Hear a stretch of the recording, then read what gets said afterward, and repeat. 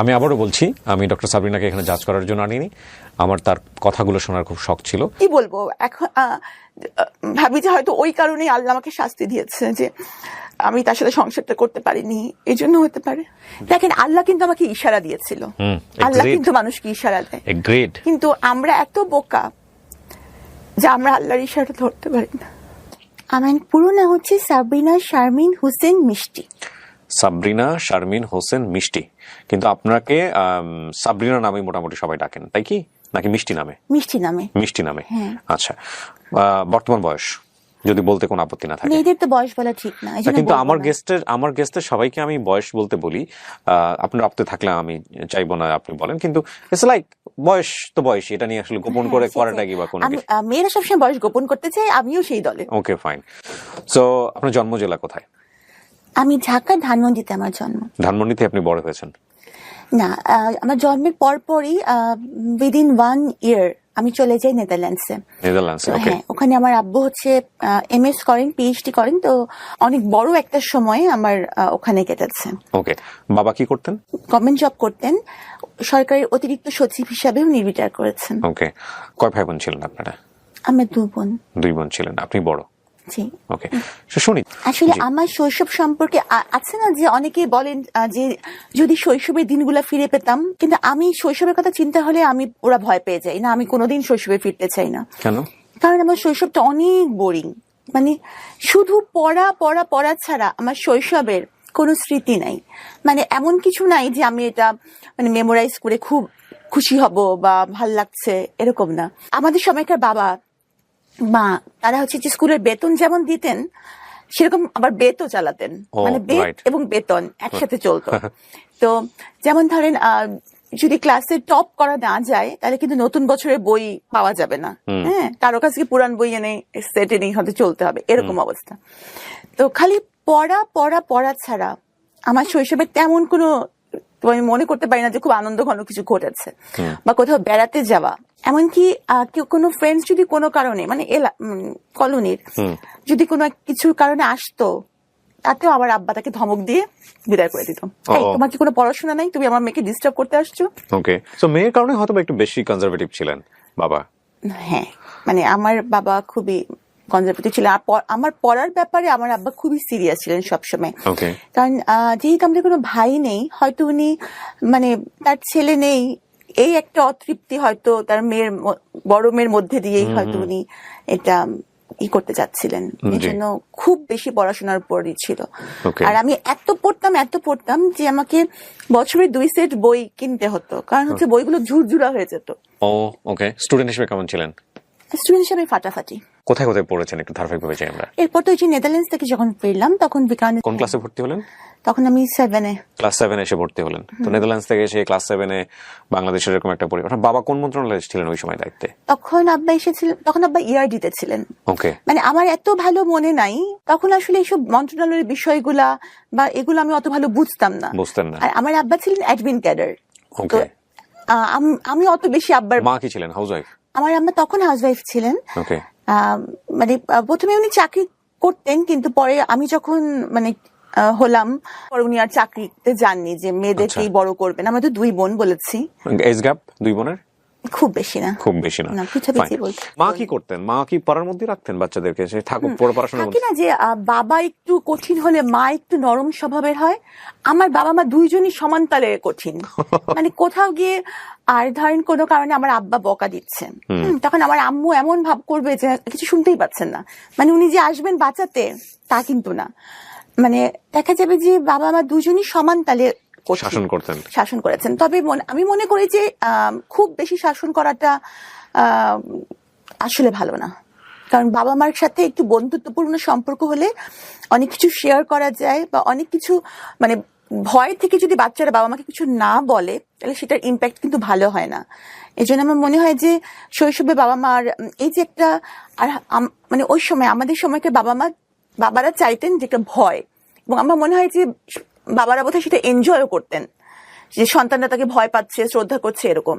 কিন্তু আসলে ভয় জিনিসটা কিন্তু দূরত্ব তৈরি করে। হ্যাঁ, তো এই কারণে দেখা গেছে যে আমি কিছু হয়তো মনে কিছু আসলেও সেটা বাবা মার সাথে শেয়ার করতে পারতাম না। আর যারা একটু ভালো স্টুডেন্ট হয় তাদের সাধারণত কিন্তু বন্ধু কম থাকে। হ্যাঁ, তো ওরকম বন্ধু আমার ছিল না ক্লাসে।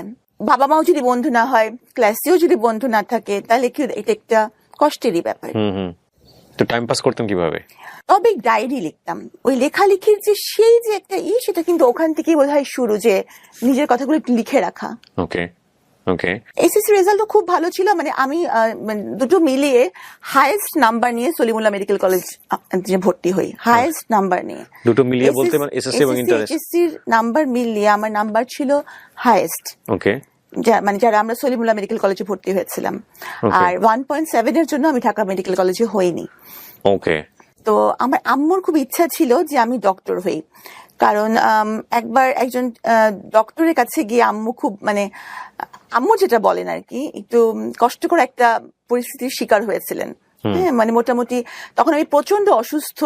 তো আম্মু তখন আমাকে নিয়ে নেদারল্যান্ডস থেকে ফিরেছেন, ডক্টরসের খুব রুড ব্যবহার আম্মু পেয়েছিলেন।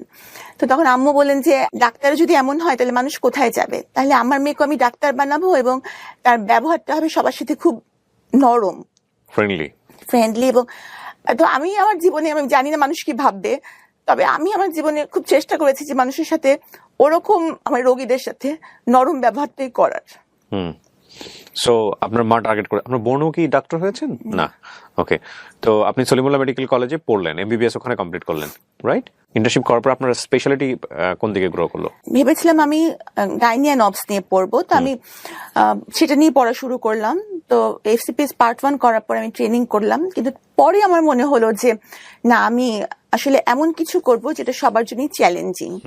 কার্ডিয়াক সার্জন, ছেলে হোক বা মেয়ে, সংখ্যায় কম এবং পড়াটা কঠিন, এবং এজন্যই আমি কার্ডিয়াক সার্জারিতে সুইচ করব। তখন আমি আবার এফসিপিএস পার্ট 1 করলাম কার্ডিয়াক সার্জারিতে, করে ট্রেনিং করলাম। ট্রেনিং করে আবার যখন রেসিডেন্সি প্রোগ্রাম করা হলো বঙ্গবন্ধুতে, তখন আমি রেসিডেন্সি প্রোগ্রামে ঢুকলাম। ওকে। এটা হচ্ছে মানে এমএস কোর্স, 5 বছরের, পুরোটা সময় ওখানে ইনভলভ থাকতে হবে। ওকে। এবং প্রতি 3 মাস অন্তর অন্তর বিভিন্ন ডিপার্টমেন্টে প্লেসমেন্ট হবে এবং বিভিন্ন ডিপার্টমেন্টে পরীক্ষা হবে। এভাবে করে করে আস্তে আস্তে মানে কমপ্লিট মনিটরিং সিস্টেমের মধ্যে থেকে পড়াশোনা করা। সো আপনি এই কমপ্লিট করার পরে প্র্যাকটিসে গেলেন কত সালের দিকে? প্র্যাকটিস মানে আমার তো ইন দি মিন টাইম কিন্তু আমি সরকারি বিসিএস ক্যাডার। আমি কততম বিসিএস এ? আমি 27তম। প্রথমেই হয়ে গেছে আপনার? আমি এক চান্সে বিসিএস পাস করেছি। ও ওয়াও। ওয়াও কেন? না, আমি তো করতে পারিনি, এই জন্য ওয়াও বলছি আর কি। আমার কাছে পরীক্ষা দিয়েছিলেন? হ্যাঁ, আমি বেশ কটা পরীক্ষা দিয়েছিলাম। একটাতে আমার ভাইভাতে গিয়ে আমার সঙ্গে খুব অনভিপ্রেত একটা ঘটনা ঘটে, যেটা আমি এই মুহূর্তে বলতে চাই না। বললে হয়তো অনেকে আপনিও বলতে চান এমন কিছু আছে? হ্যাঁ, অনেক কিছু আছে, অনেক কিছু আছে। সবাই সবকিছু জানে না এবং সবকিছু বলাও যায় না, উচিত না। হ্যাঁ, ইভেন আমার সাথে বিসিএস ভাইভাতে যে ঘটনা ঘটেছে, সেটা যদি আমি বলি আপনার এই ইন্টারভিউতে, সেটা তোলপাড় হয়ে যাবে পুরো ঘটনা। এবং আমি মানুষের নাম মনে রাখতে পারি না। যে ভদ্রলোক আমার ইন্টারভিউ নিয়েছিলাম, আমি ডেফিনেটলি শিওর সে হয়তো এখনো কর্ম অবস্থার মধ্যে আছে। আমি তার নামটা পর্যন্ত মনে রেখেছি জীবনে। আমার ধারণা কোনোদিন আল্লাহ তার সামনাসামনি আমাকে করাবেন, এবং দেন আমি তাকে একটা ধন্যবাদ দিব যে আপনি আমাকে সেদিন সিলেক্ট না করে ভালো কিছুই করেছিলেন। যাই হোক, সো ওটা একটা অন্য প্রসঙ্গ। আপনি অনেক মেরিটোরিয়াস। আমরা কি ঈদে মানে লাইভে আছি? না না না, কেউ দেখছে না, এটা রেকর্ড হচ্ছে জাস্ট। আপনার প্রথম পোস্টিং কোথায় ছিল? দিনাজপুরে রামডুবির হাট। গিয়েছিলেন ওখানে? হ্যাঁ, ওখানে 1.5 বছর আমি ছিলাম। 1.5 বছর। It's okay. আপনার ওখানকার অভিজ্ঞতা কেমন ছিল? তখনের অবস্থা এমন ছিল যে ওখানে থাকতে অনেক কষ্ট হয়েছে। আমি তখন ওই যে এফসিপিএস করলাম, তখন ট্রেনিং পোস্টে আমার পোস্টিং হয়ে গেল ঢাকা মেডিকেল কলেজে, তখন চলে আসলাম। কিন্তু ওই সময়টুকু খুব কষ্ট হয়েছে। আরেকটা ব্যাপার কি, আমার আব্বা হচ্ছে যে এমন মানুষ যে আমার আব্বা কখনো কারোর কাছে কোনো সুপারিশ তার মেয়ের জন্য কখনো করবেন না। আমার আব্বা কিন্তু যখন আমি মেডিকেলে মানে ভর্তি পরীক্ষা দিই, তখনও আমার আব্বা সরকারি চাকরিতে আছেন, উচ্চপদস্থ কর্মকর্তা। আবার যখন এমনকি যখন আমি বিসিএস পরীক্ষা দিই, তখনও আব্বা সরকারি চাকরিতে। কিন্তু আমি কিন্তু আব্বাকে ভুলেও বলিনি যে আমার কবে মানে ভাইভা হবে, কারণ আব্বা কিছু বলবেনও না এবং মানে কোনো লাভও নাই, এবং আমি চাইও না। হ্যাঁ, মানে আমার আব্বার সাথে ওই যে বললাম একটা দূরত্ব ছিল, এই জন্য একটা ইগোর কনফ্লিক্ট কিন্তু সবসময় ছিল, যে আমার কিছুর জন্য আমি আব্বার কাছ থেকে সাহায্য নিব না। তো আমার আব্বার কাছে আমি কিছু চাই না, বা তার কাছে আমি ছোট হব না। আমি মানে এই জিনিসটা তখন বুঝতে পারতাম না যে বাবা আমার কাছে মানুষ সবসময় ছোটই। Sabrina, if you want to cry there is no problem, you can cry. হ্যাঁ, কান্না হাইড করতে হবে না, কান্না আমাদের জীবনের একটা অংশ। কাঁদতে পারাটা একটা বিশাল গুণ, সবাই কাঁদতে পারে না। হ্যাঁ, এবং যারা কাঁদতে পারে না তারা আমি মনে করি অনেক কষ্টের মধ্যে থাকে। আল্লাহ আমাদেরকে চোখের পানি দিয়েছে আমাদের কষ্ট নিবারণ করার জন্য। So if you want to cry you can cry, no problem. আপনি এফসিপিএস করার জন্য আপনি ঢাকাতে আসলেন। পার্টনার পরীক্ষা দিয়ে ট্রেনিং পোস্টে ঢাকা মেডিকেল কলেজে আমার পোস্টিং হলো। ওকে, সো ওখানে আসলেন এবং আসার পরে আপনি পড়াশোনা করছিলেন এবং ডেফিনেটলি তখন আপনার বিয়ে হয়নি, হয়েছে কি? আমি জানি না আপনার লাইফ সম্পর্কে, যে কোনো আমি জিজ্ঞেস করছি। আসলে আমি আমার এই কথাটা মানে কোন মিডিয়াতে এখন পর্যন্ত বলিনি, কখনোই বলিনি যে আসলে আমার খুব ছোটবেলায় বিয়ে হয়েছে। আমার পরিবার থেকে বিয়ে দেওয়া হয়েছিল। খুব ছোটবেলায় বলতে ধরেন তখন আমি মেডিকেল কলেজে ফার্স্ট ইয়ার। ওকে, পারিবারিক ভাবে হয়েছিল বিয়েটা? হ্যাঁ, আমাদের ফ্যামিলির মেয়েরা সবাই খুব সুন্দরী এবং তারা কখনো কোনো চাকরি করে না এবং চাকরি করতে তাদের প্রয়োজন হয় না। তো তারা সবাই স্বাভাবিকভাবে বড় লোকের ওয়াইফ।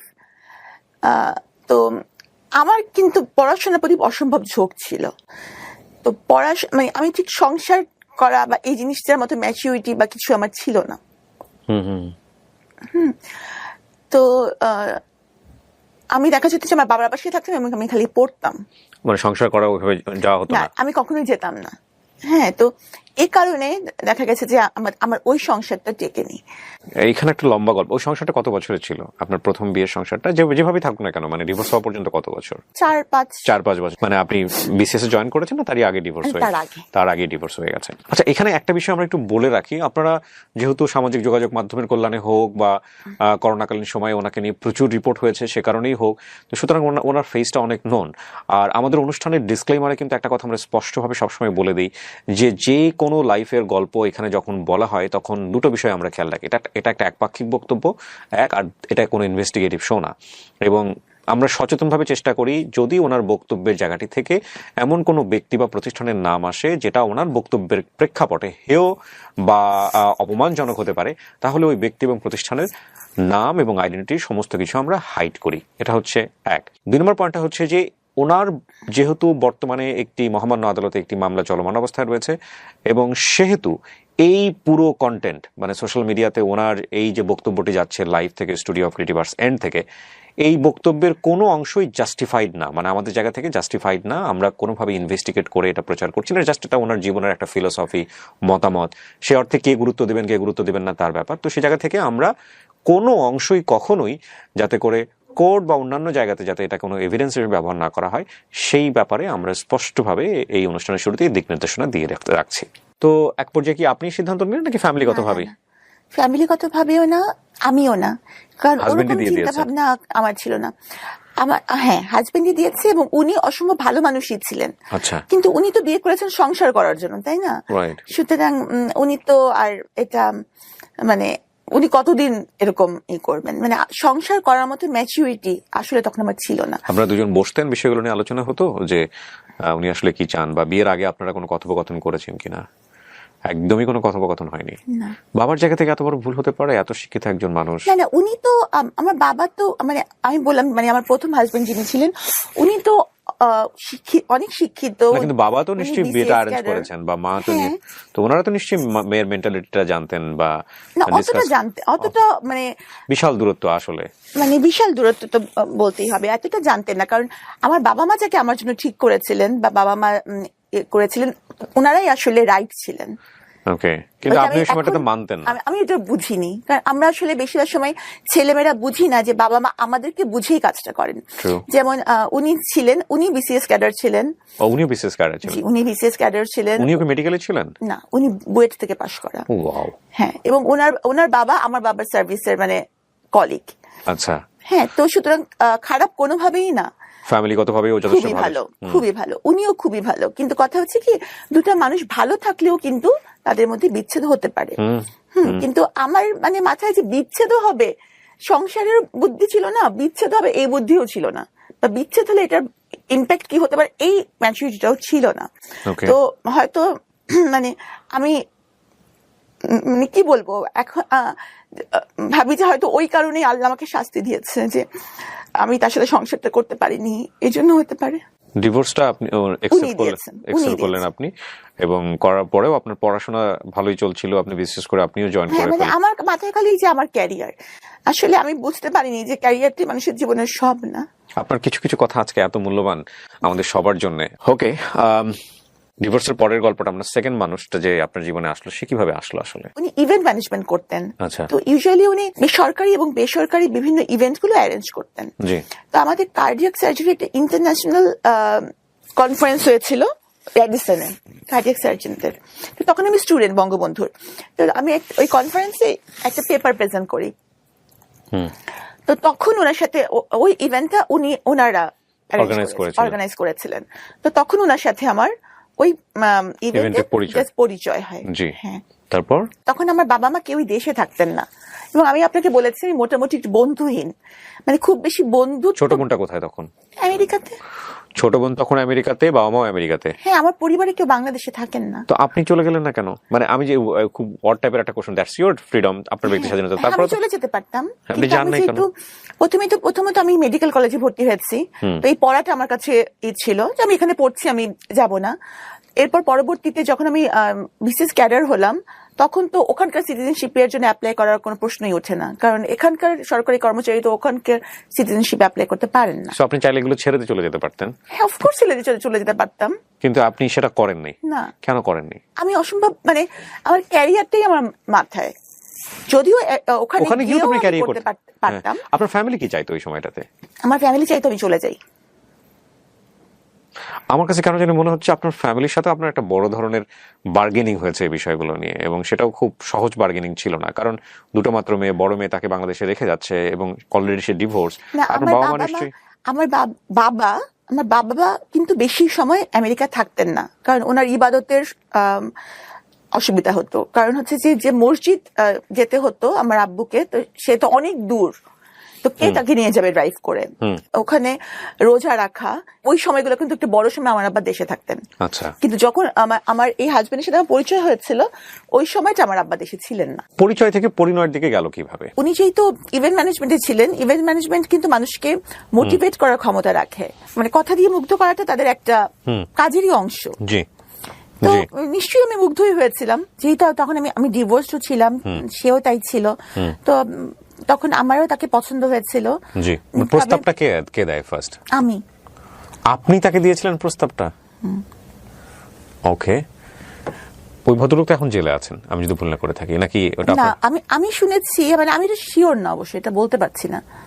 মানে আমার সাথে তার কোনো যোগাযোগই নেই, উনি আমার জন্য মরে গেছেন, এই জন্য কোনো যোগাযোগ আমি রাখিনি। আমি নট শিওর। আপনার যে ভদ্রলোকের কথা বলা হচ্ছে সে তো আপনার সঙ্গেই জেলে যায় বা এরকম, রাইট? আমার আগে যায়, আমার মানে নিয়ার অ্যাবাউট 1 মান্থ আগে সে জেলে যায়। আমি শুনেছি উনি বের হয়েছেন। এটা কোনো কিছু ম্যাটার করে না, কারণ সে আমার জন্য মরে গেছে।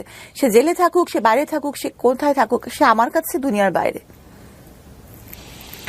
ফাইন। আপনি তাকে প্রস্তাব দিলেন বিয়ে করার জন্য বা প্রেমের সম্পর্কে যাওয়ার জন্য।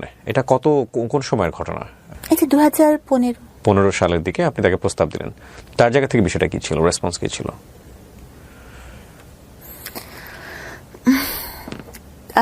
তাহলে বিয়ের ঘটনাটা বলতে? হ্যাঁ হ্যাঁ, প্লিজ, আমি তো শোনার জন্য অপেক্ষা করছি, বলেন না। আমি ভাবছিলাম যে কোনো সম্পর্কই আসলে, মানে আমাদের মাথায় যে আমরা তো পুরান কালের মানুষ, বিয়েটাই আমাদের কাছে মানে জাস্ট ফ্রেন্ড তো টাইপের, এটা তো আর তখন না আমাদের। তো বিয়ের কথাটা আমি বলেছি যে তাহলে আমরা বিয়েই করব।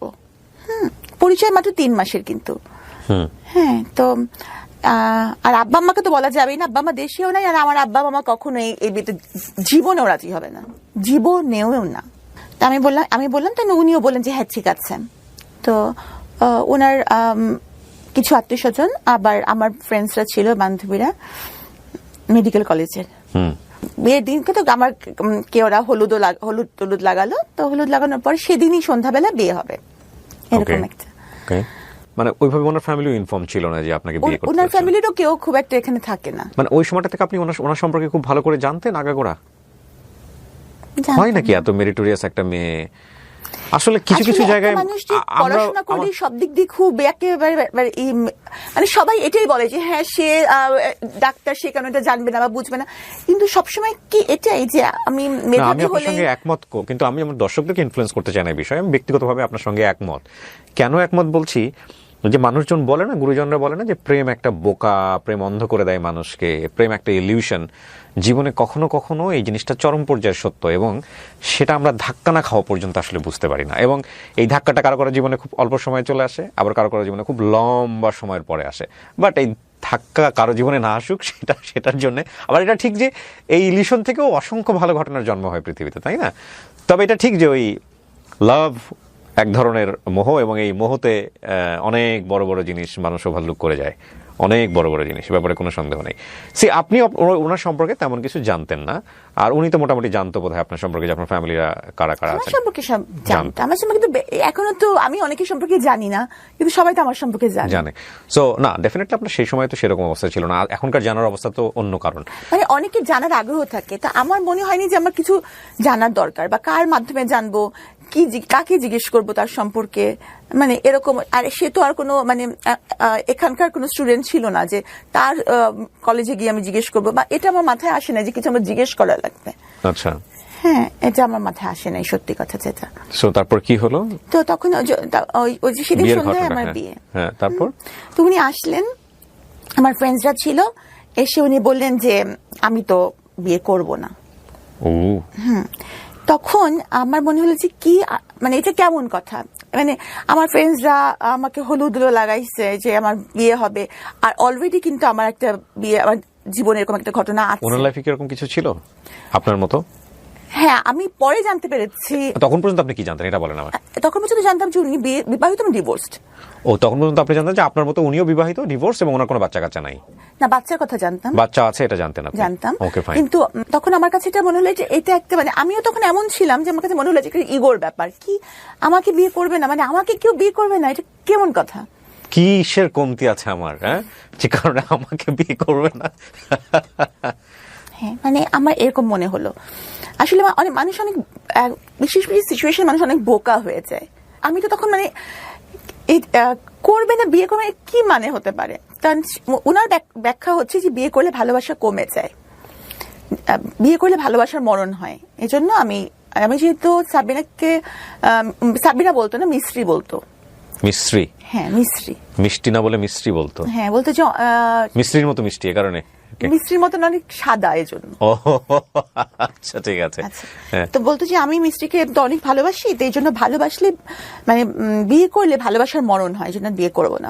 এই ধরনের অদ্ভুত কথা শুনতে সবাই খুব আর আমি তো তখন চরম পরিমাণে কান্নাকাটি, যে আমার তো এখন মান সম্মান চলে যাচ্ছে ফ্রেন্ডসদের সামনে, মানে তখন আমার সবকিছু বাদ দিয়ে এটাই মনে হলো। আচ্ছা, গেল, যাই হোক।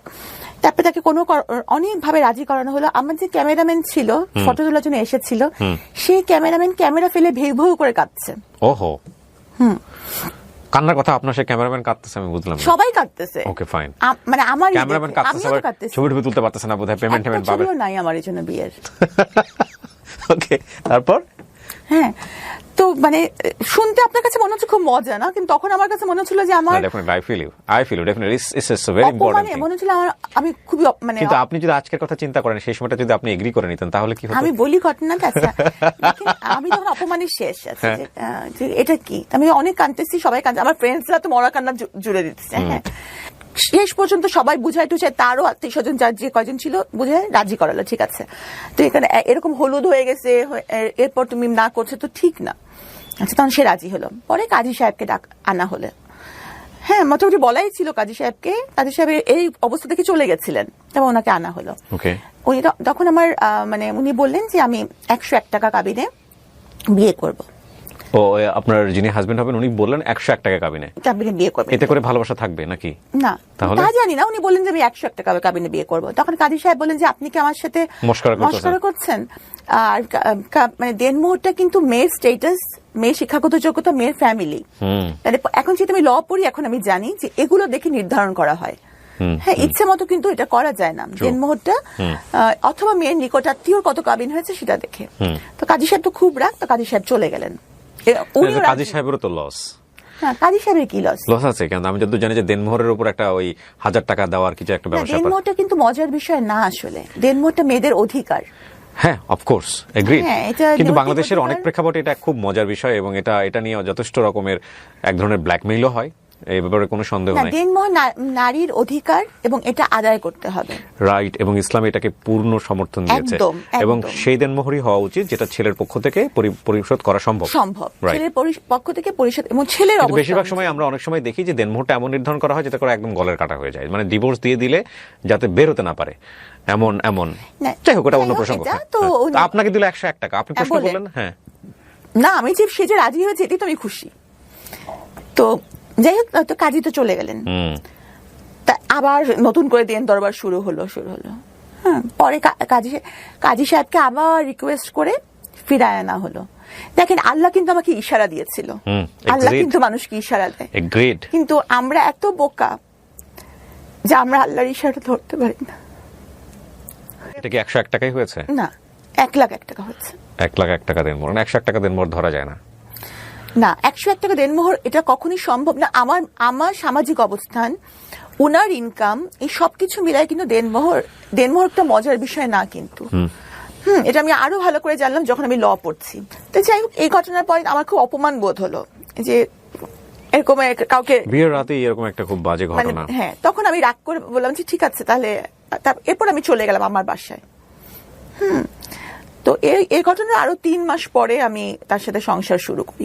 3 মাস কোনো যোগাযোগ ছিল না ওনার সঙ্গে আপনার? প্রথম দিকে আমি যোগাযোগই রাখিনি, কারণ আমার খুব অপমানিত বোধ হচ্ছিল যে এই ঘটনাটার পরিপ্রেক্ষিতে। 5 মাস পর আমি জানতে পারি যে ওনার কিছু আছে, যে কারণে উনি থেকেছিলেন। কিভাবে জানলেন আপনি? কার কাছ থেকে জানলেন বিষয়টা? মানে যখন ওনার কিছু আচরণ দেখলাম, বিভিন্ন আচরণ দেখলাম, তখন ওনার পরিবারের সাথে যোগাযোগ, কথাবার্তা, তখন তো ইতিমধ্যে ওনার পরিবারের সাথে, ওনার মার সাথে, সবার সাথে যোগাযোগ আছে, তখন তাদের কাছে জানতে পারলাম। উনি কিন্তু আমাকে প্রচন্ড ভালোবাসতেন, এই বিষয়ে কিন্তু কোনো সন্দেহ নেই, মানে খুবই ভালোবাসতেন। কিন্তু আবার উনি আবার ডেসপারেটও ছিলেন খুব বেশি, যেমন গায়ে হাত তুলতে বিন্দুমাত্র ওনার দ্বিধা ছিল না। তো বিয়ের 5 মাস পরে এটা আমি জানতে পারলাম। তো তখন কিন্তু আমি চাইলে চলে যেতে পারতাম, তখন কেউই জানে না বিয়ের ঘটনাটা আমাদের। কিন্তু আমি তখন তাকে দেখেছি রোগী হিসাবে, যে আমি যদি চলে যাই তখন সেটা আরো বেশি রোগী সে হয়ে যাবে। মানে বাবা মাও কাছেও একটা মান সম্মানের ব্যাপার। বাবা মা জেনেছে ততদিনে যে আপনি বিয়ে করেছেন? ততদিনে বাবা জেনেছে। কি বলেছে? বাবা মা তো প্রথম 1 বছর আমার সাথে কথা বলেনি। হ্যাঁ, তখন যদি আমি আমার বাবা মাকে বলি যে আমি খুব কষ্টে আছি বা সে আমার গায়ে হাত তোলে, তখন বাবা মা কি করবে? তখন তো বাবা মা বলবে আগেই মানা করছিলাম। তো আমার মাথায় তখন থাকলো যে না, বাবা মার কাছে ছোট হওয়া যাবে না। আমি আসলে বুঝি নাই যে বাবা মার কাছে মানুষ সবসময় ছোটই থাকে। তো যাই হোক, কিন্তু এটা সত্য যে সে আমাকে ভালোবাসতো, টেম্পার লুজ করতো। হ্যাঁ, অল্পতেই। বিষয়টা একপাক্ষিক কিনা, নাকি আপনিও রেগে যে আপনিও অনেক সময় করতেন? না, আমি করতাম। প্রথম এক সহ্য করে মেয়েরা, তারপরে দেখা গেল যে সে হয়তো বা সেও তখন একই ভূমিকায় চলে যায়, এরকম হয়েছিল কিনা? না, আমার চিন্তা ভাবনাটা অন্যরকম ছিল। কি ছিল আপনার চিন্তা ভাবনা? মানে যেটা বলছেন এটা পাবলিকলি বলছেন, কিন্তু উনি চাইলে ডিফেন্ড করতে পারবে ভবিষ্যতে, সেই জায়গা থেকে বলছেন। হ্যাঁ, উনি তো চাইলে ডিফেন্ড করতেই পারবেন, কারণ আমি তো যা সত্য তাই বলছি। এখানে তো মানে ওনার আত্মীয় স্বজনরাও নিশ্চয়ই দেখবেন, ওনারা সবাই দেখবেন। হ্যাঁ, যে ভালোবাসাটাও ওনার আত্মীয় স্বজনরা দেখেছেন, গায়ে হাত তুলতো সেটাও ওনার আত্মীয় স্বজনরা দেখেছেন, এবং ওনার আত্মীয় স্বজনরা মানা করতেন যে মিষ্টির গায়ে কেন হাত তুলিস, বলতো ওনাকে, ওনার আত্মীয় স্বজনরা সবাই বলতো। আর একটা ব্যাপার কি, মানে সবাই ভাবে যে একটা মানুষ যখন, একটা মেয়ে যখন মানে ফিনান্সিয়ালি ইন্ডিপেন্ডেন্ট হয়, তখন হয়তো তার মানে কোনো পারিবারিক দায়বদ্ধতা থাকে না, হয়তো তার স্বামীর কথা শুনতেই হবে এমন কোনো বিষয় থাকে না। কিন্তু কথাটা কিন্তু একদম ঠিক না। বরং যারা ফিনান্সিয়ালি ইন্ডিপেন্ডেন্ট হয় বা যাদের একটা সার্কেল থাকে, তারা কিন্তু অনেক কিছু পরিবারের জিনিস গোপন করে, পাছে তাদের বদনাম হয় বা পাছে লোককে কিছু বলে, এজন্য। তো আমি তখন আমার মধ্যে একটা ছিল যে ওই সময় আমার আগের ফেসবুকে বেশিরভাগ ছবি আমি আমার হাজবেন্ডের সাথে খুব হাসি খুশি ছবি দিতাম, যে অ্যাটলিস্ট সবাই দেখুক আমি ভালো আছি, কারণ কাউকে খারাপ আমি আছি এটা দেখায় তো কোনো লাভ নাই। আর আমি বারবারই বলতেছি যে উনি কিন্তু আমাকে ভালোবাসতেন, কিন্তু না, ভালোবাসাটা ছিল একটু অন্যরকম। হ্যাঁ, যেমন গাড়ির মধ্যেও কিন্তু যখন উনি ড্রাইভ করতেন, উনি কিন্তু আমার হাত ধরে বসে থাকতেন, যে কিছু হলেই যে মানে বা আমি যদি কোনো ফোন আসলে হাত সরিয়ে নিতাম, উনি বলতেন মিস্ত্রি তুমি হাত সরিয়ে নিলা কেন, তুমি কেন হাত সরিয়ে নিলা, মানে কেন তুমি আমার চেয়ে বেশি ফোনটাকে প্রায়োরিটি দিচ্ছ, এই মোমেন্টটাকে কেন প্রায়োরিটি দিচ্ছ না, দ্যাট এটা কিন্তু কোশ্চেনেবল, এটা আসলেই কোশ্চেনেবল। মানে ফোনটার সময় কেটেই দেওয়া উচিত ডেফিনেটলি, কারণ ইটস বিউটিফুল মোমেন্ট। যাই হোক, আমি জাজমেন্ট করছি না, মানে বিউটিফুল মোমেন্ট আমি মানে as a doctor I have to attend my phone calls, কারণ আমার রুগীরা ফোন করে, তখন তুমি ফোন না ধরে থাকতে পারবো না। আমার হসপিটাল থেকে ফোন আসে, ফোনে ওনার সমস্যা নাই, মানে হাতটা ছেড়ে দিয়ে ফোনটা ধরে আবার হাতটা ধরলাম না কেন। ও, এটা তো উচিত ছিল আপনার হাতটা ধরা। হ্যাঁ, এই তো মানে এই মানে এই ব্যাপারগুলো সে মানে আমি নোটিস করতো মানে কতটুকু সে আমাকে ভালোবাসে। এখানে আসলে জানি না বলাটা ভাবে ঠিক হবে কিনা, মানে এক্সপেক্ট করতো অনেক কিছু, মানে ও আপনাকে অনেক লাভ করতো, এটা আপনি যেমন বুঝতে পারতেন, সেটা রিটার্নও সে অনেক কিছু এক্সপেক্ট করতো, বাট আপনার লাভ এক্সপ্রেশন তো আপনার মতো, হয়তো সেও বুঝতে পারতো না এই বিষয়গুলো। যাক, আমরা আসলে জাজমেন্টে না নিই, কিন্তু আমি যেটা বলতে চাচ্ছি যে বিয়ের পরে আপনি এমন কিছু কি জানলেন যেটা আপনি বিয়ের আগে জানতেন না? এই যেমন বিষয়টা, এছাড়া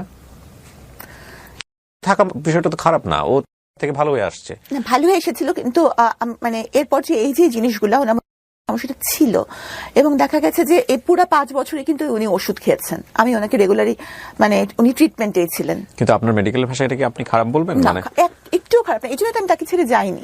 ওকে, এই জন্য আমি তাকে ছেড়ে যাইনি, কারণ আমি জানতাম যে আমার সাপোর্ট তার দরকার। কারণ যে কোনো কিছুতেই সে বলতো মিস্ত্রি আমার এই সমস্যা, তুমি কিছু একটা করো। তো উনি মানে যে কোনো কিছুতে মিস্ত্রি ছাড়া সে কিছু করতো না, বুঝতো না। হ্যাঁ, মানে বুঝতো না।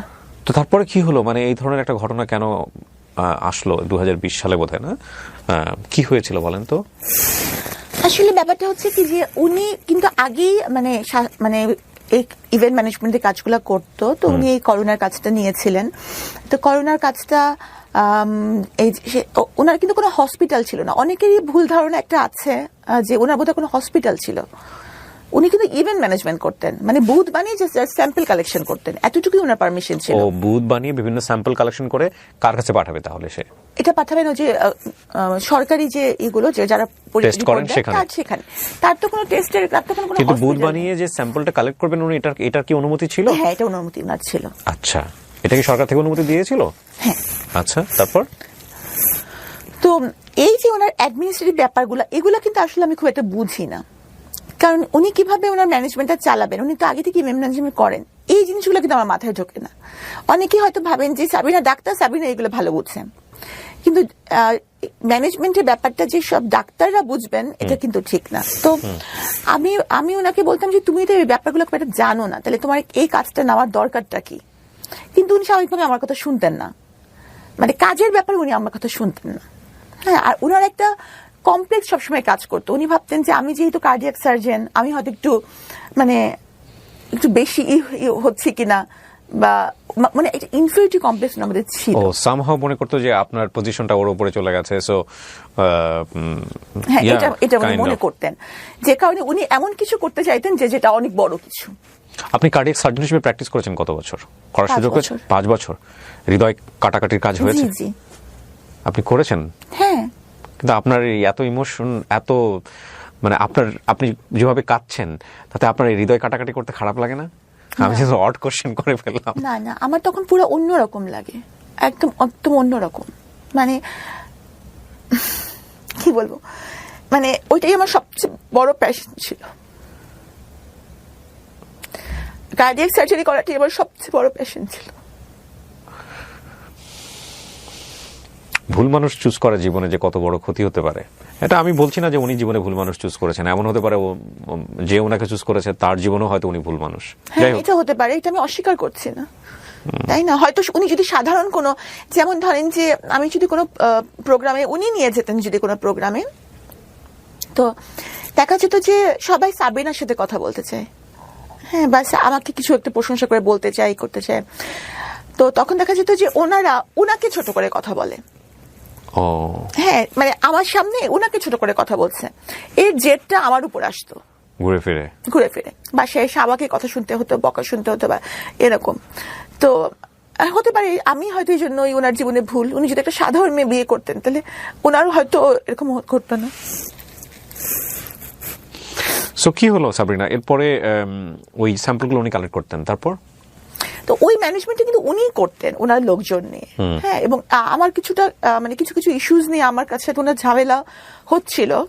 তো এই কারণে আমি কিন্তু ওই সময়টা আমার বাবার বাসায় থাকতাম, আমি কিন্তু ওখানে থাকতাম না।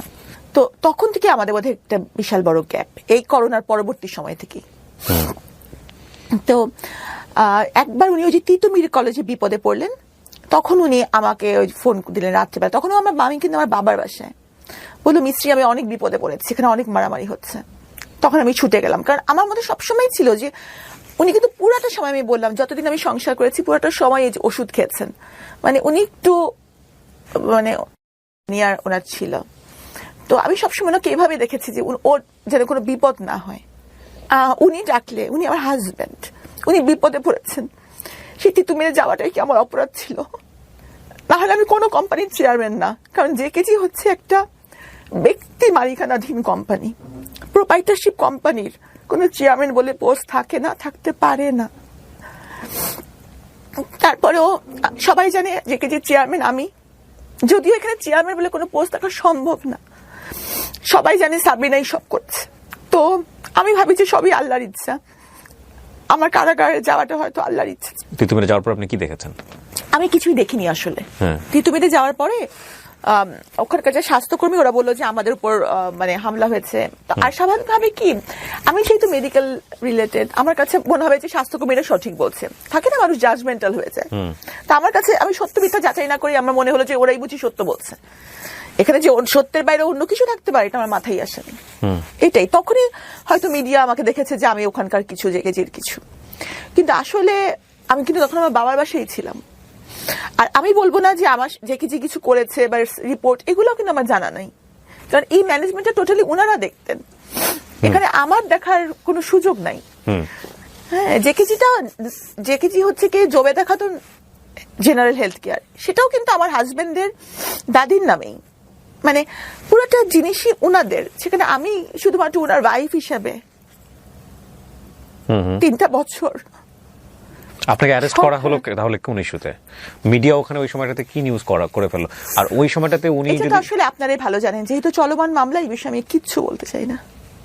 আমি শুধু এটাই বলবো, আমি আমার পক্ষ থেকে এটাই বক্তব্য যে আপনার সঙ্গে আপনার হাজবেন্ডকে একসাথে অ্যারেস্ট করা হয়েছে? না, উনি আমার 1 মাস আগে অ্যারেস্ট হয়েছেন, অলমোস্ট 1 মাস আগে। আচ্ছা, তো অ্যারেস্ট হয়ে গেলেন, এবং সেটা হচ্ছে ওই ফ্রড কেসের জন্য, আলটিমেটলি করোনা টেস্টের যে ফ্রড কেসটা, তাই কি? জি। ওকে, 1 মাস পরে আপনি, এটা কি আপনার হুট করে অ্যারেস্ট হয়ে গেল, নাকি তার আগে থেকে আপনি বুঝতে পারছিলেন যে আপনাকে অ্যারেস্ট করা হতে পারে?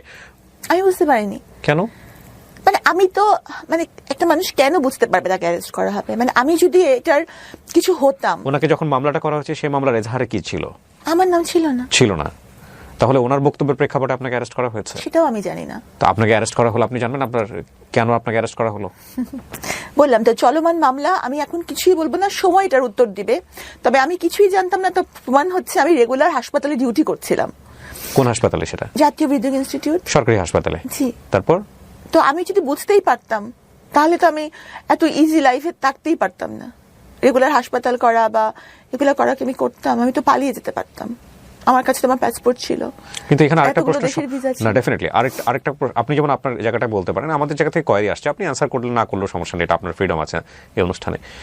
সরকার যখন এরকম একজন গভর্নমেন্ট এমপ্লয়িকে অ্যারেস্ট করছে, এবং একই সাথে সে একজন বিসিএস ক্যাডার, তখন সরকারের জায়গা থেকেও তো এটার একটা চরম পর্যায়ে যাচাই বাছাই করেই তারপর অ্যারেস্ট করা হয়েছে। সুতরাং এই বিষয়টাও তো আমরা চাইলেও মানে শুধু ইমোশনের জায়গাটা থেকে বিচার করতে পারি না। ডেফিনেটলি দেয়ার কোনো না কোনো রিজন ছিল। আপনি তো বোধহয় এখন সাসপেন্ড অবস্থায় আছেন, তাই কি? আমি সাময়িক বরখাস্ত অবস্থায় আছেন। সো আপনি বলতে চাচ্ছেন যে আপনার হাজবেন্ডেরই কর্মের জন্য বেসিক্যালি আপনাকে এই জায়গাটায় আসতে হয়েছে? আমি বলতে চাচ্ছি না যে উনি এই কাজটা করেছেন। আপনি সেটাও বলছেন না? আমি সেটাও বলছি না, কারণ আমি এটা জানি না। আচ্ছা, কি হয়েছে আপনি জানেনই না? আমি জানি না আসলে। তাহলে আপনি বলতে চাচ্ছেন যে মিডিয়াতে যে সব ঘটনা ঘটেছে বা যেগুলো নিয়ে আসা হয়েছে, সেগুলো কি মিথ্যা? আমি তো এটাই বলবো যে যেহেতু মামলাটি চলমান, এই জন্য আমি এই প্রসঙ্গে কিছু বলবো না। আর আমি যদি এখানে আপনার শোতে বসে কাঁদতে কাঁদতে মরেও যাই আমি নির্দোষ এটা বলে, যারা ভাববে যে সাবিনা দোষী, তারা ভাববেই সাবিনা দোষী। যেমন ধরেন, আমি কিন্তু এখন সাজা খেটে বের হয়েছি 3টা বছর। 3টা বছর কিন্তু কম কথা না। হ্যাঁ, একটা মানুষের জন্য 3টা দিনও জেলে থাকা কষ্টকর। এখনো কিন্তু আমি সাজা কাটার পরেও সাবরিনার দিকে অভিযোগের আঙ্গুল রয়ে গেছে। না, নট লাইক দিস। আপনি 3 বছর খেটেছেন, আপনি সারাটা জীবন বাংলাদেশের সামাজিক প্রেক্ষাপটে কোনোদিন কি আপনি এই মানুষের যে কুদৃষ্টি সেখান থেকে বেরোতে পারবেন? কখনোই পারবেন না। আপনি যদি নির্দোষ হন, আপনি কোনোদিন এটা থেকে বেরোতে পারবেন না। এটা অপূরণীয় ক্ষতি। আমি বলছি না আপনি দোষী না নির্দোষ, এটা আমাদের সামাজিক জায়গা থেকে এটা একটা বড় ধরনের বিষয়। পুলিশ ধরা মানেই মনে করে নেয় মানুষ, এটা তো আপনি জেল কেটেছেন, পুলিশ ধরা মানেই মানুষ মনে করে না যে সে খারাপ লোক। সো ওই জায়গাটা না আমরা পরে যাচ্ছি, কিন্তু আপনাকে তলব করা হয়েছিল, সো আপনি অ্যাটেন্ড করেছেন, তারপর আপনাকে বলা হয়েছে জেলে চলে যাওয়ার জন্য। এর আগ পর্যন্ত, এই ঘটনার আগ পর্যন্ত আপনার নামে কোনো ধরনের কোনো ক্রিমিনাল কেস বা কোথাও কোনো কিছু কি আছে সরকারের খাতায়? কোথাও কিছু নাই। হলো তো আপনার বিসিএস জবই হওয়ার কথা না, নাই, এটাই ফার্স্ট। আপনি জেল জীবন নিয়ে একটা বই লিখেছেন, সেটা নিয়ে এবারে বইমেলায় তুমুল আলোচনা হচ্ছে, অনেকেই কিনেছেন, অনেকে রিভিউ করছেন। বন্দিনীটা কিন্তু আমার লেখার উদ্দেশ্য কিন্তু আমার জেল জীবন না, অন্তত এই খণ্ডটা, এটা প্রথম খণ্ড, আমি বন্দিনী দ্বিতীয় খণ্ডের কাজে হাত দিয়েছি। হ্যাঁ, এটা অন্তত অ্যাটলিস্ট আমার ঘটনা না, এটা হচ্ছে। কি সুন্দর কথা লিখেছেন উনি বইয়ের। আমি তো দেখি না এই জিনিসটা। আপনি আমাকে বইটা দিয়েছেন, কি সুন্দর একটা অটোগ্রাফ দিয়েছেন। আল্লাহ আপনার দোয়া কবুল করুক। দেখেন সাবরিনা লিখেছেন কি সুন্দর করে, আপনারা পড়ে নিয়েন। হ্যাঁ, খুব সুন্দর করে। আমি একটু পড়ে শোনা, জানো উল্টো ভাবে দেখা যাবে কিনা ক্যামেরায়। প্রচন্ড খ্যাতি মানে মানুষটিকে আল্লাহ আরো খ্যাতি শিখরে নিয়ে যাক। আলহামদুলিল্লাহ, আল্লাহ আপনার দোয়া কবুল করুক।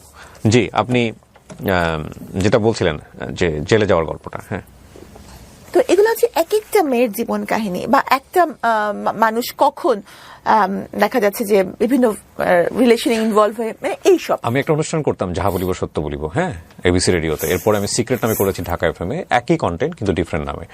সেখানে আমি এরকম অসংখ্য কেস পেয়েছি, অসংখ্য কেস আমি এখানে এভাবে রিভিলও করেছি রেডিওতে, যেটা হচ্ছে যে একজন মানুষ কিভাবে অপরাধী হয়, কি অপরাধ করে এবং এটার পরিণতি কি হয়।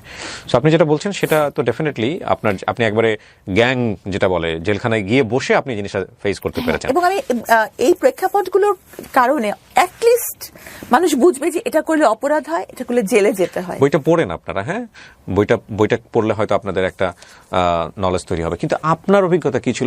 এই জীবনটা সম্পর্কে তো আপনি জানতেনই না। আপনি একটা সোভার ফ্যামিলি থেকে এসেছেন, আপনি একটা চমৎকার পরিবেশ, নিজের মনস্তাত্ত্বিক জায়গা থেকে এগুলো মেনে নেওয়া তো ভয়ঙ্কর রকমের একটা যুদ্ধ, এক। আর 2 নম্বর হচ্ছে আপনি ওখানে যাওয়ার পরে আপনি কি পেলেন, কেমন অ্যাকোমোডেশন পেলেন, মানে কি হলো, এগুলো একটু আমাদেরকে বলেন। আমি যখন প্রথমে ওখানে গেলাম, আমি তো যেহেতু বিসিএস ক্যাডার ছিলাম, সেহেতু কারাবিধান অনুযায়ী আমি ডিভিশনে ছিলাম। ডিভিশন মানে হচ্ছে একটা, এটা হচ্ছে যে ব্রিটিশ আমল থেকে নির্ধারণ করা একটা আলাদা রুম থাকবে আপনার জন্য, একটা আলাদা রুম থাকবে, সাথে বারান্দা থাকবে, আর হচ্ছে যে একটা সেবক থাকবে। আর খাবার দাবার ব্যাপারটা হচ্ছে যে নর্মাল একজন মানে বন্দি যে পরিমাণ খাবারটা পাবে, সেম মেনুটাই, সেম মেনু, কিন্তু গ্রামস এর কিছু ডিফারেন্স থাকবে। ডিভিশন প্রাপ্ত আসামি পাবে। কিসের?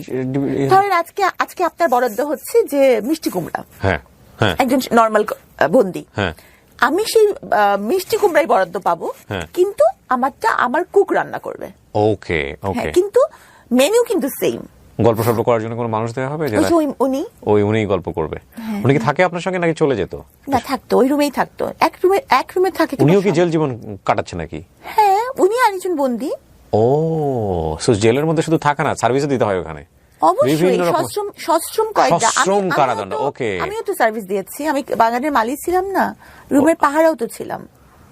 আচ্ছা, সশ্রম কারাদণ্ড হয়েছিল আমার। যাদের সশ্রম কারাদণ্ড হয় প্রত্যেকের কাজ করতে হবে, এটা বাধ্যতামূলক। বিভিন্ন রকমের কাজ করতে হয়, এক একজনকে এক একটা, এটা কারা কর্তৃপক্ষ নির্ধারণ করে কাকে কোন কাজটা দিবেন। আচ্ছা, এটা নিজের ইচ্ছা মতো বেছে নেওয়ার সুযোগ নেই। ডেইলি লাইফটা কি ছিল? প্রথম তো খালি বলতাম যে আল্লাহ, আমি মরে গেলাম না কেন, মানে এতটা অপমান আমি নিতে পারছিলাম না। আর একটা মেয়ে যখন কোনো মামলায় সম্পৃক্ত হয়, তো সেই মেয়েটার ব্যক্তিগত জীবন, তার চরিত্র, তার বয়ফ্রেন্ডের সংখ্যা, তার চলাফেরা, তার লিপস্টিকের কালার এমন ভাবে আলোচিত হয় যে সেটা এতটাই ভয়ঙ্কর যে তার জীবন তো জীবন, তার বাবা মার জীবন ধারণ করাটাও কঠিন হয়েছে। আপনি জেলে বসে এগুলো বুঝতে পারছিলেন যে আপনাকে বাইরে নিয়ে কি হচ্ছে? আইডিয়া পাচ্ছিলেন কিছুটা তো বটেই। কোনো মেয়ে যদি কোনো যৌন হয়রানির ভিকটিম হয়, তখনও কিন্তু তার চরিত্রের দিকে অঙ্গুলি নির্দেশ করা হয়েছিল, হয় যে তার চলাফেরায় নিশ্চয়ই কোনো দোষ আছে। তাহলে চিন্তা করেন যে যেখানে আরেকটা নারী মামলায় সম্পৃক্ততার অভিযোগে অভিযুক্ত হয়, তার চরিত্র নিয়ে কত কথা উঠতে পারে। আর সে যদি একটু আধুনিক হয়, সে যদি একটু গাঢ় কালারের লিপস্টিক দেয়, তাহলে তো বুঝেই নেন কি হবে তার সাথে। তার জীবন তো দুর্বিষহ হয়, তার বাবা মার জীবনটাও শেষ।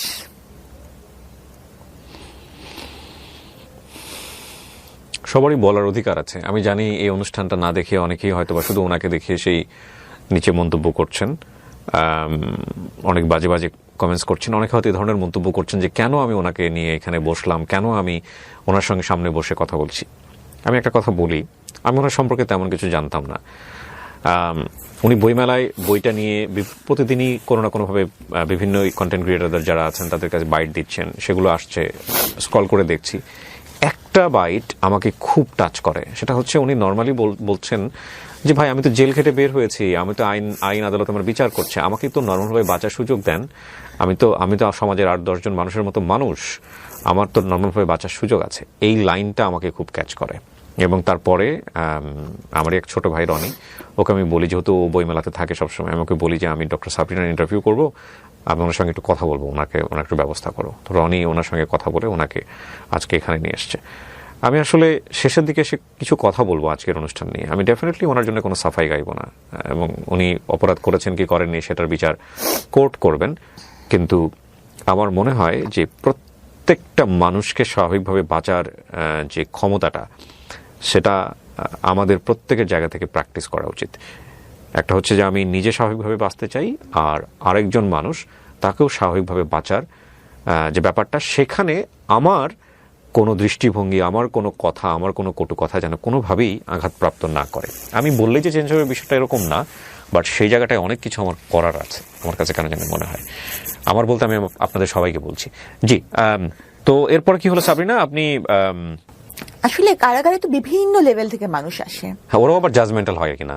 ও হ্যাঁ, ওরা তো কিছুটা প্রথম দিকে তো যথেষ্টই ছিল যে, আর এমনিতে হচ্ছে কারাগারে যেসব মানুষ আসে, মানে দেখা যায় যে বেশিরভাগই মাদক মামলা নিয়ে আসেন, এবং তাদের সাথে তো আমাদের কিছু ডিফারেন্স আছেই। হ্যাঁ, তো তারা তো কটাক্ষ করতো, উপহাস করতো।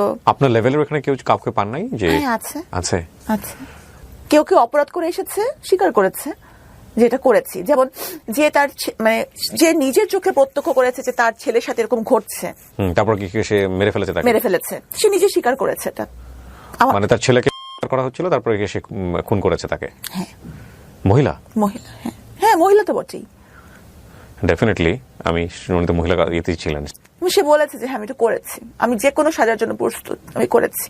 তার মামলাটা চলমান আছে, তার এখনো রায় হয়নি, কিন্তু সে জেলে আছে। তো সে নিজেই আমাকে ঘটনাটা বলেছে। সে খুব কম বলে, এবং তার বাচ্চার সাথে যে ঘটনাটা ঘটেছে সে কিন্তু এটা কাউকে বলেনি। কে করেছে এই কাজটা? সে গাজার মামলার ব্যবসার সাথে জড়িয়ে গিয়েছিল, সেটাও কিন্তু ফর সার্ভাইভাল, কারণ তার স্বামীর সাথে তার ডিভোর্স হয়ে গেছে।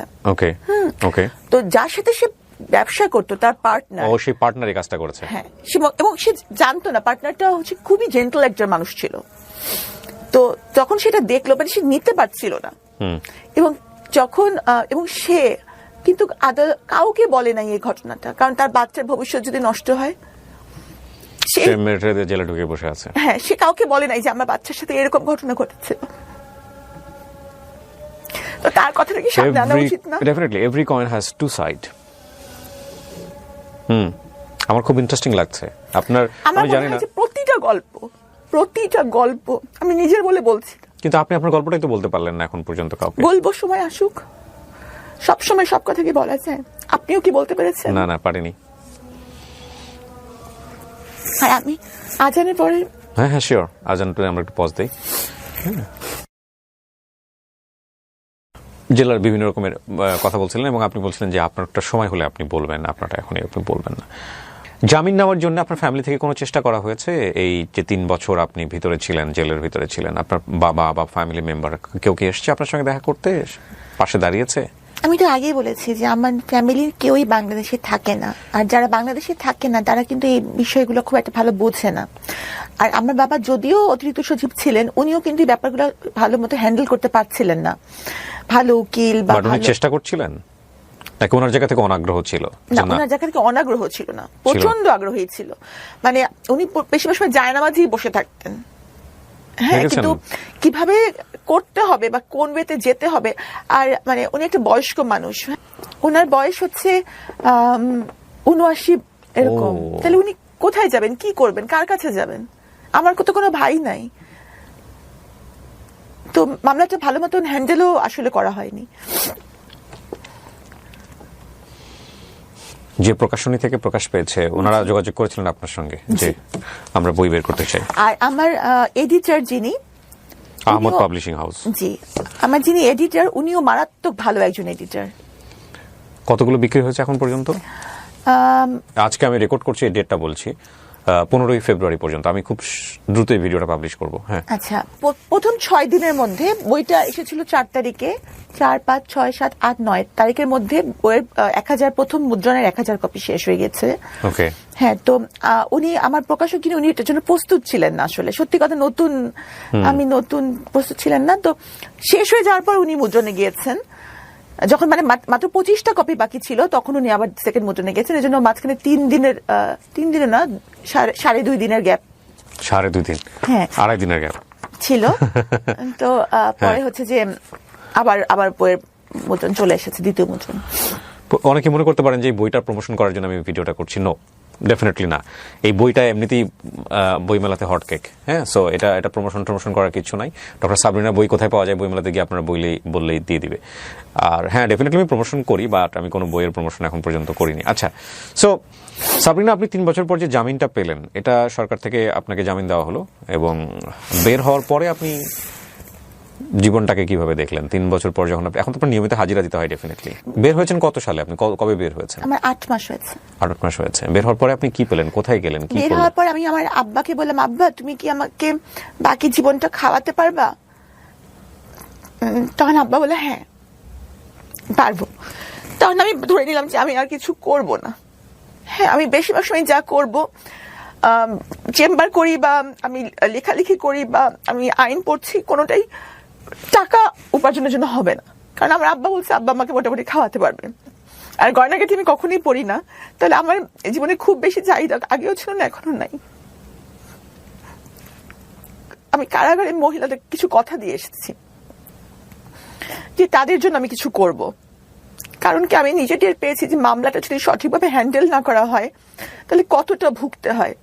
এবং অনেকেই আছেন যাদের মামলাটা যদি একটু প্রপার ওয়েতে হ্যান্ডেল করা যায় তাহলে কিন্তু মামলা থেকে খুব ভালো রেজাল্ট আসা সম্ভব। এটা চিন্তা করে প্রথমে আমি এলএলবি-তে ভর্তি হয়েছি। আমি একদম বের হওয়ার পরপরই সেশন ধরেছি, এবং আমার কাছে মনে হয়েছে যে একজন আইনজীবী চাইলে তার মানে ক্লায়েন্টের জীবন, মান সম্মান, ভবিষ্যৎ সবই তো আল্লাহর হাতে, কিন্তু উনি চাইলে এটা করতে পারেন, সংরক্ষণ করতে পারেন। তো আমি নিজে এলএলবি-তে ভর্তি হয়েছি, এবং আমার ইচ্ছা যে ওই বন্দীদের জন্য কিছু করা। কারণ আমি বের হওয়ার সময় আমাকে বলছে যে আমাদের জন্য কিছু কইরো, আমাদের কেউ নাই। কারণ চিন্তা করেন, একটা মহিলা মানুষ 12টা বছর ধরে জেল খাচ্ছে, তার হাজবেন্ড বিয়ে করে চলে গেছে, তার বাবা মা মরে গেছে, তার ভাই তার ফোনে তার গলা শুনলেই ফোন রেখে দেয়, তার ছেলে মেয়ের সংসারে তার ঠাঁই নেই, সে কই যাবে? আমার তো তাও আল্লাহর কাছে শুকরিয়া বাবা মা আছে, ওরা কই যাবে? আর আমি যেভাবে পদে পদে হিউমিলিয়েশন শিকার হচ্ছি, তাদের কি অবস্থা? তারা যে লেভেল থেকে এসেছে তাদের তো আরো বেশি কঠিন অবস্থা, তারা কি করবে? তো আমার যেটা মনে হয়, সাবরিনা যেমন একটা বন্দীদের প্রতিনিধি, সাবরিনা সাজা খেতে বের হয়েছে, সাবরিনাকেও বাঁচতে দেন। অন্য বন্দীরা যদি সংশোধিত হয়ে বাঁচে তাহলে তাদেরকেও বাঁচতে দেন। I admit this line. অবশ্যই বাঁচতে দেওয়া উচিত, সম্মানের সাথে বাঁচতে দেওয়া উচিত। দেখুন, পৃথিবীতে আমরা কেউই ফেরেশতা হয়ে দুনিয়াতে আসেন, ইনক্লুডিং মি। আমি আমার কথা বলছি, যারা এই অনুষ্ঠানটা দেখছেন অনেকেই আপনারা জাজমেন্টাল হবেন, আমি জানি ডেফিনেটলি হবেন, কিন্তু জাজমেন্টাল হওয়ার আগে আঙ্গুলটা নিজের দিকে দেন। আপনি জানেন, আল্লাহ জানে যে আপনার জীবনে পাপ কত, আপনার জীবনে কত ভয়ঙ্কর ভয়ঙ্কর গুনাহ আছে, যেটা হয়তো আপনি শুধু জানেন এবং আপনার সৃষ্টিকর্তা জানেন। সুতরাং এত পাপ নিয়ে, এত ভুল নিয়ে আরেকজন মানুষের দিকে অন্তত পক্ষে আপনি সেই কাজটা বা সেই আঙ্গুলটা তুলেন না যেটা তাকে স্বাভাবিক জীবন দিবে না। একটা কথা আমি বলতে চাই, সেটা হচ্ছে যে যখন প্রথমেই মানুষ আমার সাথে নেতিবাচক বলে, তারা কিন্তু প্রথমে আমাকে চেনে না, ব্যক্তিগতভাবে চেনে না।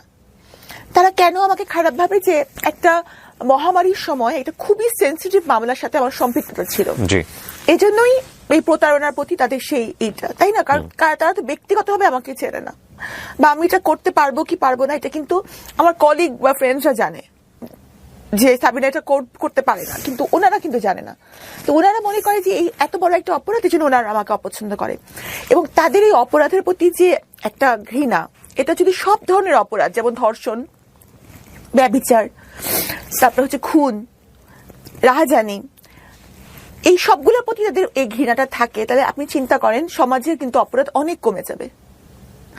কিন্তু কিন্তু কারো যদি ওই এটা থাকে যে না, সাবিনা দোষী হোক নির্দোষ, সাবিনাকে পছন্দ করি না, তারা কোনো লজিকই শুনবে না, তাহলে কিন্তু তারা কোনো লজিক শুনবে না। সাবিনা তখন সাবিনার ব্যক্তি জীবন, সাবিনা কি কালার লিপস্টিক দিল, এইটা। আমার বইয়ের ব্যাপারও তাই হয়েছে, পদে পদে বিভিন্ন ধরনের অপপ্রচার হচ্ছে। এমনকি আপনি অবাক হবেন, আপনি তো জানেন না, বা বইমেলা আপনি যান না, বইমেলা একদিনের জন্য একটা মেয়ে জেল খাটতে এসেছিল একদিনের সাজা। আপনার যে কোলে বোধহয় ওটা নিয়ে, হ্যাঁ আমি নিজে কনফিউজ হয়ে যাচ্ছিলাম যে একটা ছেলে এরকম করছে, আবার আপনাকে মনে হচ্ছিল যে আপনি যথেষ্ট মায়াবতী, যে কারণে হয়তো আপনাকে সান্ত্বনা দিচ্ছেন। কি হয়েছে ঘটনাটা বলো, তুমি বলেছো না বোধহয় একটা জায়গায়? বলেছি। ওই মেয়েটা একটু মানে খেলোয়াড়, আচ্ছা খেলোয়াড় মেয়েটা, এবং খেলোয়াড় মেয়েরা ওদের ড্রেস আপটা একটু অন্যরকম হয়, এবং একটু ফিজিক্যাল এটা একটু অন্যরকম হয়ে যায়, ছেলেদের ড্রেস পরে বয়কাট চুল। ওকে। তো সে একদিনের সাজা নিয়ে একটা মারামারি মামলায় জেলখানে এসেছিল। আচ্ছা। তো স্বাভাবিকভাবেই মানে একটা ড্রেস দিয়ে কিন্তু একটা মেয়েকে জাজ করা হয়, অন্তত বাংলাদেশে। হ্যাঁ। তো সে আসার পরে সব অন্যান্য বন্দীরা তাকে একেবারে খুব করা শুরু করলো, মানে তার প্রতি একটা মানে বাজে একটা যে সেটা মেয়ে পোশাক। আচ্ছা। তো সে এসে ঠিক বুঝতে পারছে না যে খাবো কি, খাবারও ধরে নাই সে, মানে খাবার ধরার কিন্তু একটা সিস্টেম আছে ওখানে, যে সময় খাবারটা ডিস্ট্রিবিউট করা হয় ওই সময় কিন্তু আপনাকে ওই আপনার একটা টিনের থালা বাটি থাকবে, সেখানে আপনি খাবারটা নিতে হবে। আপনি যদি না নেন তারপর কিন্তু বাকি সময়টা আপনার কিন্তু কোনো খাবার নাই। আচ্ছা, মানে খাইলে খাও, না খাইলে না খাও। না, খাবার সবাই নেয়, কারণ ওখানে কিন্তু এমন না যে আমি দোকানে গেলাম আর খাবার কিনে চলে আসলাম যখন তখন, তার তো না। তো সে খাবার ধরতে বুঝতে পারেনি, আর অন্য বন্দীরা তাকে সাহায্য করছে না। আচ্ছা। তো সে খেলে বাসায় ফিরছিল, ওই সময় সে তার সাজা হয়েছে, সে জেলে চলে আসছে। ওই সময়টুকুকে এই কারাগারে পর্যন্ত প্রায় 24 ঘন্টা সে না খেয়ে আছে। আচ্ছা। সে কাঁদছিল। তা আমি তাকে যখন কয়েদি রুমে ডেকে নিয়ে আসলাম, তো কয়েদি রুমেও তেমন কোনো খাবার নাই, আমার কাছে ছিল একটু মুড়ি আর 2টা কলা, ওকে আমি দিলাম। আমি একটু পানিটা নিতে যাবো, এর মধ্যে দেখি সে খাবার গোগরা সে খেয়ে ফেলছে। মানে she was so much hungry. Right. তারপর পানি দিলাম, পানি খেলো, পানিও তার কাছে ছিল না, সে কিন্তু পানিও খায়নি। আচ্ছা। তো ওই যে সেটা কৃতজ্ঞতা বোধ, এটা কিন্তু নর্মাল মানুষ রিয়েলাইজ করতে পারবে না। মানুষ ভাবে যে একবেলা না খেলে কি হয়, কিন্তু ওই মানে ওইখানে একটা অ্যাটমসফিয়ার, কারাগারের একটা ভয়ানক অ্যাটমসফিয়ারে এরকম একটা জিনিস কিন্তু মনে রেখেছে, সে কৃতজ্ঞ।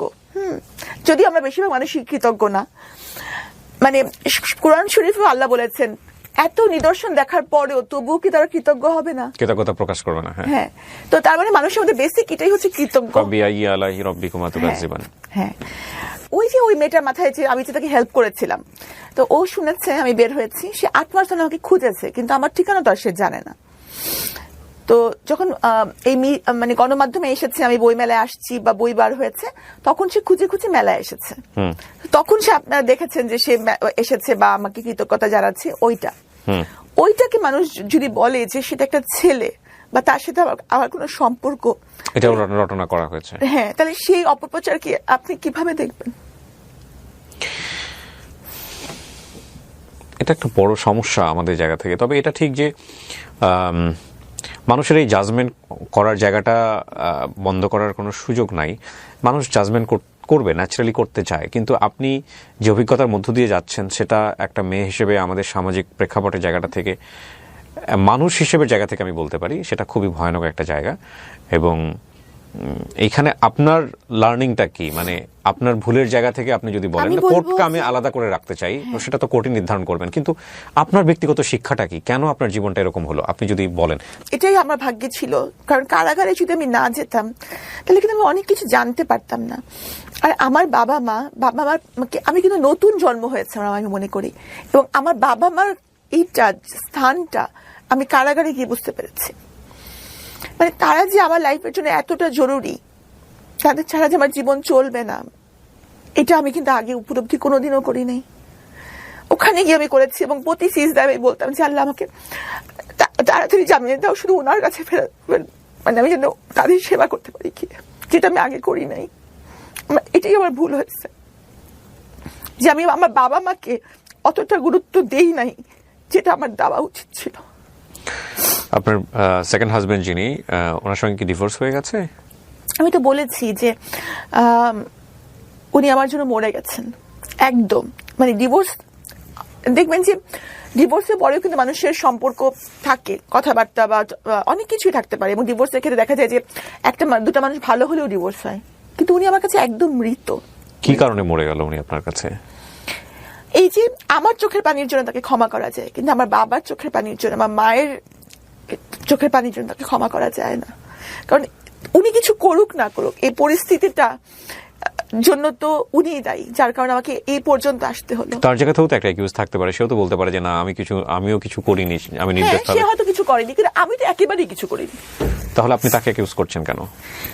পরিস্থিতিটা তো তার কারণে, মানে এই যে করোনার কিছু পরিস্থিতিতে যদি তার না হাত থাকে, লাইক হাজবেন্ড যদি কোনো কারণে, আমি বলছি না আপনার হাজবেন্ড দোষী না নির্দোষ, কিন্তু আপনি যে কারণে বলছেন তাকে মরে যাওয়ার কথাটা, সেই জায়গাটাই আমি একটু জাস্ট কোয়ারি থেকে বলছি যে এই পরিস্থিতির জন্য যদি উনি না হয়ে থাকেন, দর্শক আপনারা প্লিজ এগুলোকে কেউ জাজমেন্টের জায়গা থেকে নিন না, আমি ওনার ব্যক্তিগত জায়গাটাকে বের করার জন্য প্রশ্নটা করছি। সেটা হচ্ছে যদি এই পরিস্থিতি আপনি যেভাবে ডিফেন্ড করলেন, বা আপনি যেভাবে করছেন কোর্টকে ডিফেন্ড, বা আজকে আপনি যে বিষয়ে যেভাবে নিজেকে নির্দোষ করার চেষ্টা করছেন, না আমি নিজেকে নির্দোষ করার জন্য এখানে আসিনি, না আমি আই এগ্রি, বা ধরেন আপনি পয়েন্টগুলো আপনি বলেনই নাই, তো এখন কথা হলো যে উনিও তো ওনার জায়গা থেকে বলতে পারেন এইভাবে, তো সেটাই যদি শেষ পর্যন্ত প্রমাণ হয়। উনি আমাকে তো দোষী কোনোভাবেই বলতে পারবেন না। উনি কি বলেছেন?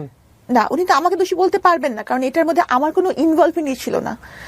আর আরেকটা ব্যাপার হচ্ছে যে আমি তো এটা বলিনি যে, কিন্তু পরিস্থিতিটা তো উনার কারণেই তো এটার মধ্যে আমার সম্পৃক্ততা, না হয়তো এটার মধ্যে আমার সম্পৃক্ততার কোনো বিষয় নাই। কিন্তু হাজবেন্ড যদি বিপদে পড়েন, সেই বিপদটা যদি তার নিজের ক্রিয়েট না করা হয়, ডেফিনেটলি হাজবেন্ডের ফ্যামিলি সেটা সাফার করে, এটাই তো স্বাভাবিক। হ্যাঁ, তো আপনি যদি আপনার হাজবেন্ডকে দোষী না বলেন, তাহলে ওনার কারণে যে আপনার যে সাফারটা হয়েছে সেটা তো আপনাকে অ্যাকসেপ্ট করতে হবে। কিন্তু এই যে 3টা বছর, সেই 3টা বছরে আমার বাবা অসহায়ের মতন উকিল খুঁজেছে, হ্যাঁ হ্যাঁ, তাদের পরিবার থেকে কোনো সাপোর্ট বা তার কাছ থেকে কোনো সাপোর্ট আসে না। সে যদি আমার হাজবেন্ডই হয়ে থাকতেন, তাহলে এই 3-4টা বছরে আমাকে সাপোর্ট করার জন্য উনি কিছু করতেন না। আমার জন্য কে করবে? উনি তো নিজেও জেলে ছিলেন বোধহয়। হ্যাঁ, তো এমনও তো হতে পারে ওর ফ্যামিলির কেউ সাহস পাননি বা কোনোভাবেই আগানোর চেষ্টা করেননি। বিষয়টা তো খুব সেন্সিটিভ হতে পারে। তো কেন? যাই হোক, আপনাদের ইন্টারনালি ভিতর যেগুলো আছে সেগুলো নিয়ে আমরা নাই বা ঘাটলাম, কিন্তু আপনি বলতে চাচ্ছেন যে আপনাদের কাগজে কলমে কোনো ডিভোর্স হয়নি? না, ডিভোর্সের কাগজ আমি দিয়েছি আগেই দিয়ে দিয়েছেন। ওকে, আমরা একেবারে শেষের দিকে চলে এসেছি, কিন্তু আমার অনেক বেশি মানে তেষ্টা থেকে গেল আজকের অনুষ্ঠানটা নিয়ে। দেখেন, আমি জানি না আপনি দোষী না নির্দোষ। আমার অনুষ্ঠানে আসলে আপনাকে আমি দোষী নির্দোষ সেটা প্রমাণ করার জন্য ডাকিও নাই। আমিও তাই চাই না। আমি শুধু মনে হয়েছিল যে আপনার সঙ্গে আমি একটু কথা বলতে চাই, একটু আমি শুনতে চাই গল্পটা। ডেফিনেটলি যেহেতু এটা চলমান অবস্থায় রয়েছে, কোর্ট মহামান্য আদালত যে রায় দিবেন সেই রায়ের প্রতি আমাদের বিশ্বাস করে সম্মান জানাতে হবে। এবং তবে এটা ঠিক, একটা মানুষ সমাজে জন্মগ্রহণ করার পরে, একটা পরিবারে জন্মগ্রহণ করার পরে সমাজ থেকে সে নেয়, পরিবার থেকে সে নেয়, রাষ্ট্র থেকে নেয়, তার পেছনে ইনভেস্ট করা হয়। সে একটা মেধা হয়ে সমাজে জন্মগ্রহণ করে এবং তারপরে সমাজকে সে কন্ট্রিবিউট করতে চায়। সেই জায়গাটায় যখন কোনো ব্যত্যয় ঘটে, তাহলে এই যে পুরো ইনভেস্টটা তার পেছনে হলো, এই ইনভেস্টটা তখন অপচয় হয়ে যায়। ডক্টর সাবরিনার মতো মানুষরা যখন কোনোভাবেই বিপদগ্রস্ত হন বা বিপদে পড়েন বা বিপথে যান, হ্যাঁ আমি 3টা শব্দই রাখলাম এখানে, তখন দিন শেষে এটা আমাদের জন্য ক্ষতি। এখানে এটা একটা বিষয় যদি আপনি ব্রডার অ্যাঙ্গেলে চিন্তা করেন। আর দ্বিতীয়ত চিন্তা করার বিষয় আছে যে ব্যক্তি মানুষ হিসেবে যদি আমি চিন্তা করি, দেখুন ভুল শুদ্ধ সবকিছু মিলিয়ে মানুষ, আমি অপরাধী আপনি অপরাধী, কারো অপরাধে সাজা হয়, কারো অপরাধে সাজা হয় না, কেউ পাপ করে সাজা পায়, কেউ পাপ করে সাজা পায় না। কিন্তু কোনো মানুষ ওই যে বললো না যে প্রায়শ্চিত্ত করে এসে যদি সে সুন্দরভাবে বাঁচার জন্য সমাজে বাঁচতে চায়, তাহলে আমাদের যে সামাজিক দৃষ্টিভঙ্গির জায়গাটা, যে ও একবার জেল খেটেছে কিংবা ও যে একবার পাপ করেছে, এই যে দৃষ্টিভঙ্গি জায়গাটা থেকে তাকে আন্ডারমিন করা, এটা ভয়ঙ্কর রকমভাবে অন্যায়, এটা মানবিক জায়গা থেকেও অন্যায়। আমি জানি না কারণ ওনার ফিউচার কি হবে, তবে এই কথাটাকে আমরা নিয়ে আজকের অনুষ্ঠানটা শেষ করতে চাই। এটা অবশ্যই তাকে সুন্দরভাবে বাঁচার রাইট দিতে হবে, রেসপেক্টের সাথে। 8-10টা মানুষ যেভাবে পায়, তার রাষ্ট্রীয় অধিকার, ধর্মীয় অধিকারও, ঠিক আছে। এবং যদি সে অনুতপ্ত হয়, যদি সে প্রায়শ্চিত্ত করে, এবং যদি তার সাজা হয় হওয়ার পরে। আর যদি ভুলবশত, উনি যে কেসগুলো বলেছেন, ভুলবশত কাউকে পেনালাইজ করা হয়ে থাকে বা ভুলবশত কাউকে সাজা দেওয়া হয়ে থাকে, তাহলে এটার যে ক্ষতিপূরণ, এটার ক্ষতিপূরণ মনে হয় না দিন শেষে কেউ দিতে পারে। অসময় নামে একটা ছবি রিসেন্টলি দেখলাম, আপনারা হয়তো দেখেছেন, এটা অমির ছবি, এবং দিন শেষে এরকম পুরো ছবি শেষে এরকম একটা প্রশ্ন দিয়ে ছবিটা শেষ হয়। তো এগুলো আসলে আমাদের হয়তো একটা সময় অ্যাড্রেস করতে হবে, কারণ এটাও তো অপূরণীয় ক্ষতি একটা মানুষের জন্য। উনি কি পারবেন? যদি, আমি বলছি না ওনার বিচার কি হবে, বাট যদি শেষ পর্যন্ত ধরেন ওনার চাকরিতে উনি বহালি হলো, ওনার সবকিছু উনি রিটার্ন পেলো, উনি নিরপরাধ প্রমাণিত হলো, ওনার জীবন থেকে যে বছর চলে গেছে, ওনার জীবন থেকে যে মোটিভেশনগুলো চলে গেছে, ওনার জীবনের সবচেয়ে গোল্ডেন টাইমগুলো যে চলে গেছে, এগুলো কি কেউ ওনাকে রিটার্ন দিতে পারবে? বা যার ক্ষেত্রে হয় তাদেরকে কি আমরা রিটার্ন দিতে পারি না। সো এই অপূরণীয় ক্ষতির ভ্যালুটা কি? হ্যাঁ, হয়তো ওনাকে বেতন দেওয়া হবে, সেটা হয় সরকারি চাকরিজীবীদের ক্ষেত্রে, পুরা সমস্ত বেতন দেওয়া হবে, কিন্তু যে সম্মান, যে হানি, যে কষ্টটা সম্মান হানিকর অবস্থায় যেটা ফেস করতে হয়, উনি যাদের কথা বলেছেন এই বইয়ের মধ্যে, তারা যদি এরকম ফেস করে থাকেন, সেটা তাদেরকে কে ফিরিয়ে দেবে? খুব কঠিন কিন্তু। এবং সেই জায়গাটায় অন্তত সেই কাতারে আপনি নিজেকে সামিল করেন না, কারণ বিচারকের ক্ষমতা একমাত্র আল্লাহর, আর রাষ্ট্রীয়ভাবে তো রাষ্ট্রের নির্দিষ্ট একটা কাঠামো আছে। সুতরাং আমরা জাজমেন্টাল না হই, এটা হচ্ছে বিষয়। Sabrina, thank you so much, আমার ভালো লেগেছে আপনার সঙ্গে বসে। হ্যাঁ, আপনি সারা জীবন এরকম মানবিক থাকেন, যতটুকুভাবে নর্মাল লাইফ লিড করবেন, প্রায়শ্চিত্ত যদি করা হয়, ওই নর্মাল লাইফটুকুর প্রতি আমার জায়গা থেকে সবসময় আপনার প্রতি রেসপেক্ট থাকবে। কিন্তু আমারই হচ্ছে সব বন্দিনীদেরকে বাঁচতে দেন। এই বন্দিনী বইটা যখন মানুষ পড়বে, তখন জানবে যে কিছু কিছু মানুষ অনেক কষ্টে আছে, তাদের জন্য কিছু করার সুযোগ আছে। আমার তো বাবা মা আল্লাহর রহমতে আছে, তাদের কেউ নেই। শেষ করছি প্রিয় দর্শক এবং শ্রোতা, আজকের লাইফটা একটু অন্য রকমের। আমি আবারও বলছি, আমি ডক্টর সাবরিনাকে এখানে জাজ করার জন্য আনিনি, আমার তার কথাগুলো শোনার খুব শখ ছিল। হ্যাঁ, আপনি কিভাবে